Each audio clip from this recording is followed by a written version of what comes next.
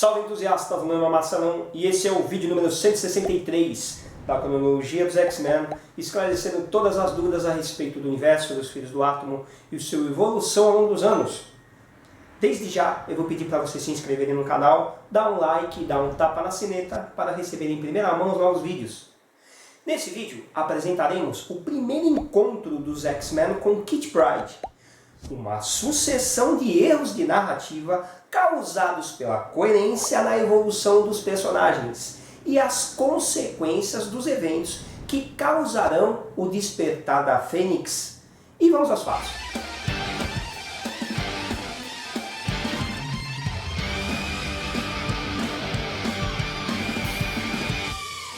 A história inicia com os X-Men se despedindo de Moira McTaggart e de Banshee, que decidiu sair da equipe, até que seus poderes retornem, e também para amparar Moira pela perda de seu ex-marido e filho, consequência do confronto da equipe com o mutante maligno Proteus. Cíclope convida Jimmy Madrox para ocupar o lugar de Banshee, mas ele nega o convite. O casal Alex Summers e Lorna Dane também decide ficar na Ilha Muir. Após as despedidas, os 6 X-Men retornam para o seu lar, seguidos à distância pelo luxuoso jato do Clube do Inferno. Em seu interior, o mestre mental, Jason Wingard, estende novamente sua influência sobre a Fênix. Essa influência, projetada diretamente no interior de sua mente, transporta sua percepção novamente para um ambiente vitoriano, um cenário minuciosamente criado para sustentar sua manipulação. Nessa altura, sua manipulação chegou ao ponto de fazer a cópia de Jean Grey acreditar, em dados momentos, que ele é o único, grande e verdadeiro amor de sua vida. Que a união dos dois caminham para o matrimônio, consolidando seu controle sobre ela.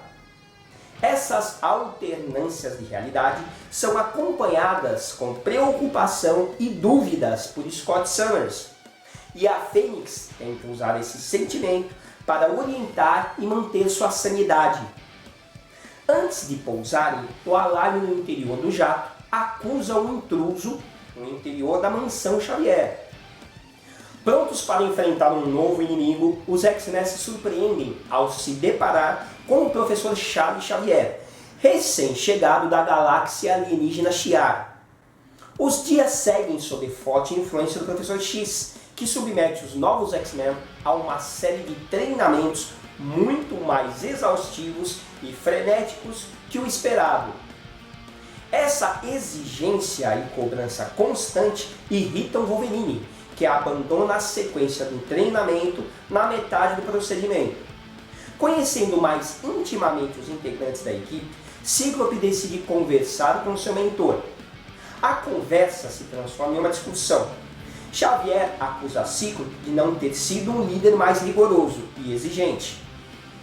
Scott rebate, afirmando que essa equipe é diferente da primeira formação, que iniciou na adolescência, sem vícios ou questionamentos.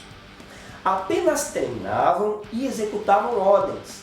Essa equipe adulta, a equipe atual, possui uma relação íntima com seus poderes e uma resistência até inconsciente de agir em equipe. O método do professor X sempre teve base na disciplina e obediência, que é uma característica até simples no caso dos adolescentes, né? Vocês concordam? Durante a discussão, o rastreador de mutantes cérebro aciona o alarme de localização de 2 novos mutantes.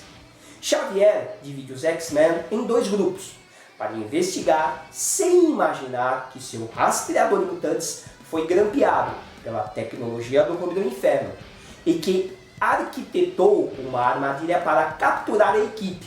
Uma das localizações indicadas pelo rastreador cérebro é Chicago, precisamente no bairro de Infield, a Avenida Central.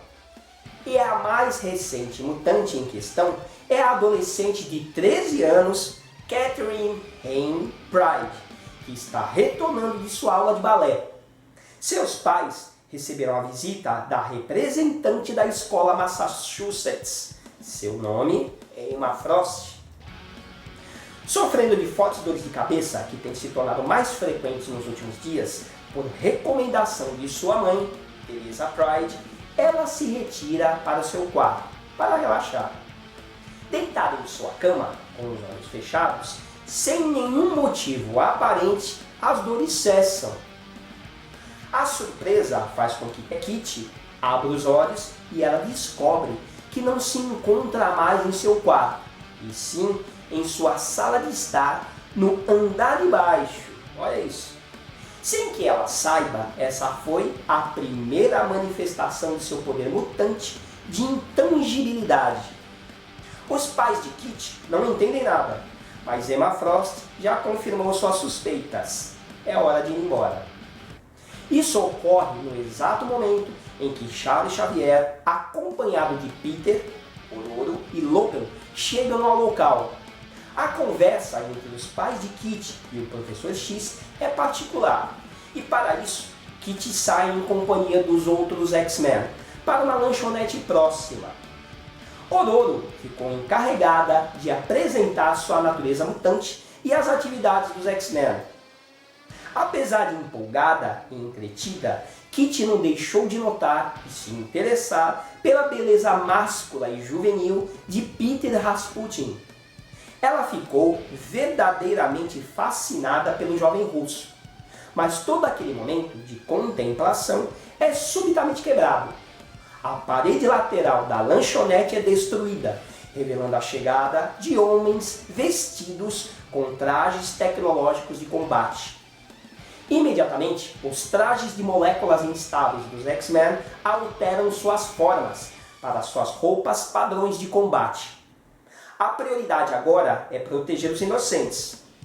Durante a luta, Wolverine percebe que cada oponente possui habilidades para enfrentar seus poderes individuais e pede para a Tempestade e Colossus trocar seus adversários. O medo e tensão fazem com que Kitty manifeste novamente seu poder de intangibilidade, salvando sua vida ao atravessar a parede para fora do local. A luta termina rapidamente, com a conclusão de que um novo inimigo está atrás dos supermutantes.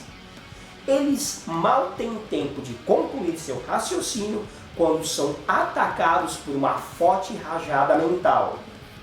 Mesmo possuindo defesas telepáticas eficientes, todos são derrubados pelo poderoso ataque mental da Rainha Branca. Inconscientes, os X-Men são despidos e levados para o Clube do Inferno. Os soldados nas armaduras tecnológicas que falharam em sua missão são mortos como punição. Tá vendo?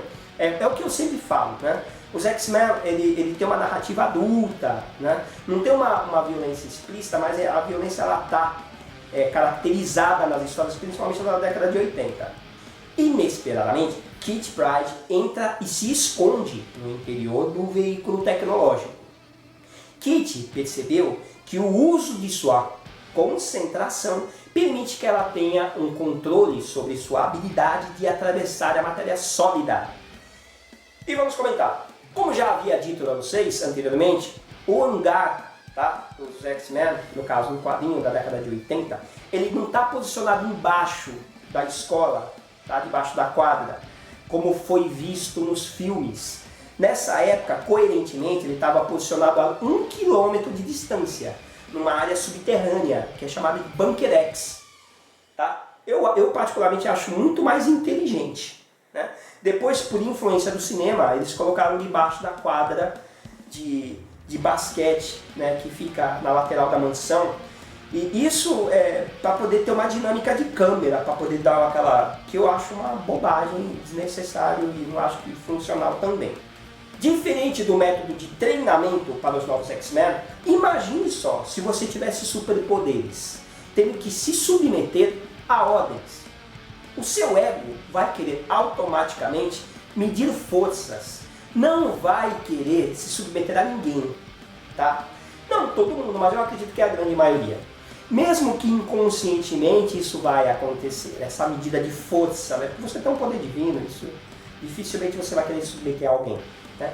Principalmente se a pessoa em questão for um rapaz mais novo que você, tá? Todos adultos recebendo ordens de um cara mais novo, né?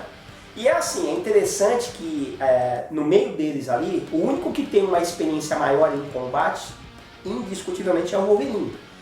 Mas não tem a inteligência estratégica do Scott Summers, né? Mesmo ele sendo um cara que luta há muito tempo, o Scott Summers tem uma característica de inteligência, né, de estratégia de combate em campo que é insuperável, né? Olha só como os personagens evoluem nas histórias dos X-Men. Essa evolução pode causar problemas, tá? De incoerência e inconsistência. E por que que isso acontece? Isso não é um erro, tá? No caso dos roteiristas, no caso do Chris Claremont ou do John Byrne, né? Não é culpa deles. Cronologicamente, olhando do futuro para trás, no caso quando eles se encontram com a Emma Frost, como já foi mostrado nos vídeos anteriores, o Xavier já teve contato com a Emma Frost antes dele formar a terceira formação dos X-Men, tá? Isso foi mostrado quando ele estava liderando os X-Men secretos. Vocês lembram disso? Tá?